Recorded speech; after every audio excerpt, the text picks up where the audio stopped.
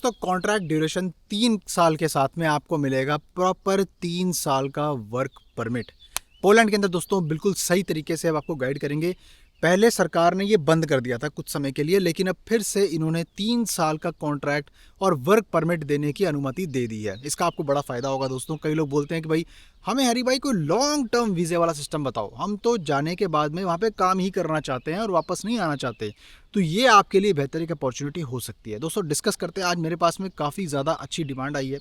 ठीक है, ये लोग ये जिनको कुछ भी नहीं आता है, सिर्फ और सिर्फ हाउस कीपिंग के अंदर जाना चाहते हैं या क्लीनर के तौर पे जाना चाहते हैं या कुछ छोटे मोटे काम के लिए, पैकिंग वगैरह काम के लिए, उसके लिए मैं ख़ास तौर से बड़ी बड़ी कंपनीज़ के अंदर जो है आपका एप्लीकेशन करवाऊंगा। दोस्तों किस तरह से होगा दोस्तों, आइए जानते हैं प्रॉपर प्रोसेस के बारे में। और कई लोगों को इसके अंदर रिफ्यूज़ल क्यों आती है, पोलैंड के अंदर अपॉइंटमेंट नहीं मिलती, मैं आपको उसके लिए पूरी हमारी कंपनी आपको हेल्प करेगी। और वो कैसे होगा चलिए जानते हैं। वीडियो को लाइक करके सब्सक्राइब करना है, बेल आइकन जरूर दबाना है, शेयर करना है किसी मेरे दोस्त साथ में जो अप्लाई करना चाहता हो मेरे साथ में, वो यहाँ पे क्लिक करके एक मेरे साथ में कॉल बना सकता है, जिसमें हम डिस्कस करेंगे अपनी सर्विस का पूरा प्रॉपर तरीके से क्या मॉड्यूल रहता है और कैसे आप हमसे सर्विसेज अवेल कर सकते हैं। इसके अलावा दोस्तों आप यहाँ पे क्लिक करके मेरा फेसबुक का पेज भी फॉलो कर सकते हैं, जिसके ऊपर मैं जो इससे हट के, इमिग्रेशन से हट के भी काफ़ी अच्छी अच्छी बातें करता हूँ। नॉर्मल चीज़ों को हम डिस्कस करते हैं कि कैसे आपकी लाइफ में परिवर्तन होना चाहिए, कैसे आप निकल सकते हो, विदेश आना चाहते हो या बिजनेस स्टार्ट करना चाहते हो। बहुत ही अच्छी इन्फॉर्मेशन दोस्तों, आपको बड़ा पसंद आएगा। ठीक है, तो आप जाके उसे फॉलो कर सकते हैं। Thank you very much. दोस्तों मैंने कई दफ़ा दिखा रखा है अपने वीडियोस के अंदर कि पोलैंड के अंदर किस तरह का वर्क परमिट मिलता है, पोलैंड के अंदर कैसे आपको जॉब ऑफर होती है। तो अगर आप मेरा कंटेंट नहीं जानते तो मैं तो यही कहूँगा कि पहले आप उसको एक बार चेक कर लो। मैंने कई दफ़ा दिखा रखा है, कई बार। पीछे भी अभी मैंने एक कैंडिडेट का अपने जो है वर्क परमिट जो है मैंने हिडन डिटेल्स के साथ में बड़ी मुश्किल से दिखाने की कोशिश की, क्योंकि यूट्यूब की पॉलिसीज़ काफ़ी स्ट्रिक्ट हो चुकी हैं आज की डेट के अंदर। और यकीन मानो मैं और कोई रिस्क अपने चैनल पे लेना नहीं चाहता। तो जिस भाई की शंका होना कितने आदमी को भेजा है आपने आज तक, है ना, तो भैया आप हमारे साथ में कॉल बना लीजिए with regards and full respect, है ना। आपको हम इतने प्रूफ दिखाएंगे आपको हम कि आप कॉल का समय निकल जाएगा आपका, है ना। आप जो बात करना है बात ढंग से आप कर नहीं पाओगे। सेकेंडली, मुझे अपने काम पर पूरा विश्वास है और मैं जिसके साथ भी डील करता हूँ, हो सकता है कि वो कैंडिडेट का काम थोड़ा डिले ज़रूर हो जाए, लेकिन भाई हम उसको कभी जवाब नहीं देंगे कि हाँ भाई ऐसा हो गया तो हम आपका कर नहीं पाएंगे या हमारी तरफ से कोई प्रॉब्लम होगी। क्यों भाई? क्योंकि भाई मैं खुद ही वीडियो डाल रहा हूँ, मैं खुद आपको बता रहा हूँ, मैं खुद प्रमोट कर रहा हूँ चीज़ें। कुछ चीज़ों में हमारा रोग नहीं चलता, है ना, कुछ हमारा बस नहीं होता उसमें।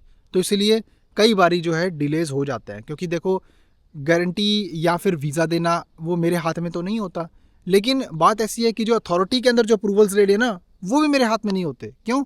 क्योंकि मैं अथॉरिटी नहीं हूँ। मैं आपको कोई वर्क परमिट ऑफिस में बना के नहीं दे रहा हूँ, ये बात समझनी बड़ी ज़रूरी है। इसलिए सबसे पहले तो इसी चीज़ पे बात करेंगे कि कई लोगों का जो पोलैंड के अंदर रिफ्यूज़ल आता है या आ चुका है, तो उसकी वजह क्या हो सकती है और नए रूल्स के हिसाब से अब क्या होगा। दोस्तों पहली चीज़ तो मैं आपको बता देता हूँ कि आजकल जो है ना थोड़ी सी इसमें चेंजेस आए हैं। अगर आपके पास में आपका वर्क परमिट आ गया और आप अपॉइंटमेंट के लिए इंतज़ार करते रहे हो कि भाई मेरे को वर्क वीज़ा की अपॉइंटमेंट नहीं मिल रही, तो दोस्तों पोलैंड में घबराने की ज़रूरत नहीं है। पहली बात तो ऑटोमेटिक तरीके से ही आपको 2-1 महीने में अपॉइंटमेंट मिल जाएगी आज की डेट में। और अगर नहीं मिलती, अगर आप हमसे सर्विस लेते हो, तो हम पूरी सर्विस आपको एम्बेसी तक पहुंचाने वाली पूरी सर्विस आपको रेंडर करवाते हैं। ऐसा नहीं है कि आपको सिर्फ और सिर्फ एक पेपर थमा दिया और आप इंतज़ार कर रहे हो कि आपको अपॉइंटमेंट नहीं मिली।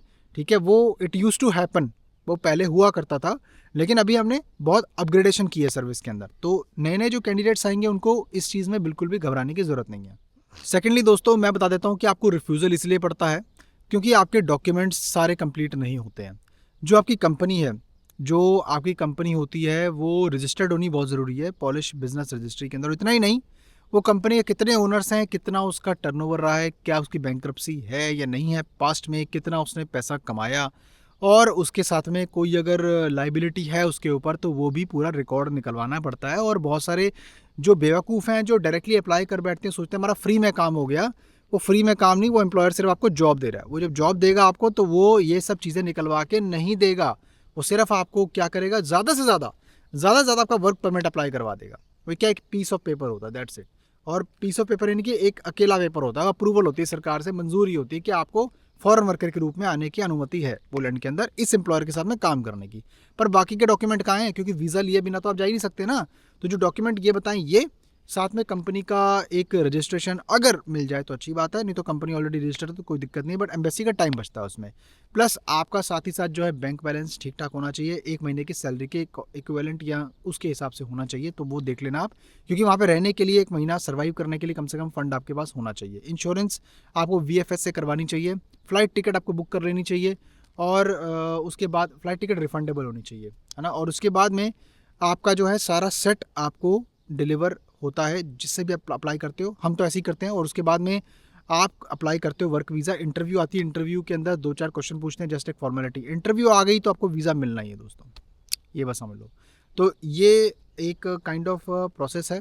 और आपका वीज़ा भी इसलिए रिफ्यूज़ होता है दोस्तों क्योंकि आपके डॉक्यूमेंट्स आधे अधूरे, या आपका कोई प्रॉब्लम है, या उनको वैसे ही नहीं देना, या उनको वैसे ही नहीं देना, तो ये भी हो सकता है ना। क्योंकि ये चीज़ें प्रिडिक्ट करनी बड़ी मुश्किल होती हैं, तो इन चीज़ों में ना बड़ा ध्यान रखना पड़ता है।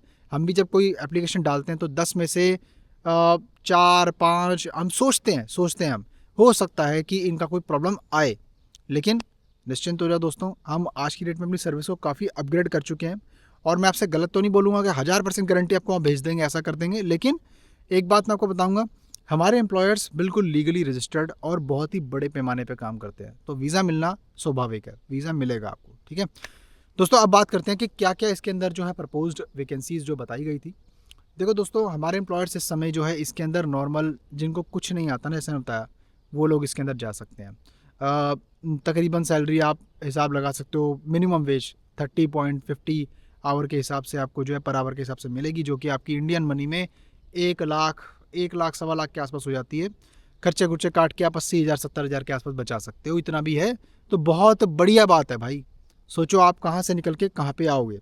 दोस्तों एक बात हमेशा याद रखनी है आपने, आप जब भी मेरे साथ कॉल बनाते हैं ना, तो प्लीज़ एक बात ध्यान रखो, ये जो कॉल का मैंने प्राइस है वो इतना क्यों रखा है जानते हो आप? मैं चाहता हूँ कि मुझे ना कैंडिडेट ही वही कॉन्टैक्ट जो जिसकी जेब में सिर्फ और सिर्फ 40-50 हज़ार रुपये हैं और इंडियन मनी में 80,000 1 लाख या 2 लाख रुपये हैं। वो भाई तो देखो सबसे पहले सोचेगा, यार मैं इसकी कॉल क्यों बनाऊँ, ये 2100-2000 रुपये की जो कॉल है मैं क्यों बनाऊँ ये, तो वो पहले ही पीछे हट जाएंगे। क्योंकि चक्कर ये है कि कॉल से पैसे कमाना मेरा इंटेंट नहीं है, मेरा इंटेंट है वो कॉल्स को कम करना, कॉल्स को क्रीम करना, यानी कि जो बंदा रियलिटी में इसका बजट हो वो अपना पता लग जाता है ना, और साथ में जो एक हैंडल कर सकता हो वर्क फ्लो और एक रिस्क फैक्टर उसके दिमाग में हो, वही बंदा मुझे कांटेक्ट करे। दोस्तों इस तरह होता है कि आप अगर कभी कोई बिजनेस स्टार्ट करते हो, या अगर आप कहीं नौकरी ढूंढने अगर दुबई में भी जाते हो, तो ये भी आपका रिस्क है क्योंकि आपका पैसा लगा हुआ है, तो रिस्क तो आपको लेना पड़ेगा, है ना। अगर आप सोचो कि कोई ना कोई इंडिया में आपको गारंटियाँ दे रहा है, तो आप प्लीज़ निवेदन है उसके बाद जाके आप अप्लाई कर लो, मेरे साथ समय बर्बाद ना करो, क्योंकि गारंटियाँ यहाँ पे नहीं मिलेंगी आपको, ठीक है जी। और बाकी इसके अलावा अगर आप इसमें अप्लाई करना चाहते हो तो मेरे से एक बारी बात कर लेना। ये बिल्कुल उनके लिए है जिन्होंने कुछ नहीं किया हुआ है, कुछ नहीं आता, कोई उनको टेस्ट नहीं देना, बस एक इंटरव्यू छोटा सा एम्बेसी में होता है, वो भी आपका हम सही तरीके से गाइड करेंगे तो आप क्लियर कर पाओगे, कोई बड़ी बात नहीं है उसके अंदर। वीडियो को लाइक करके सब्सक्राइब करना दोस्तों, शेयर करना किसी दोस्त साथ में, और मैं मिलता हूँ आपको फिर किसी और शानदार कॉन्टेंट में। नमस्कार।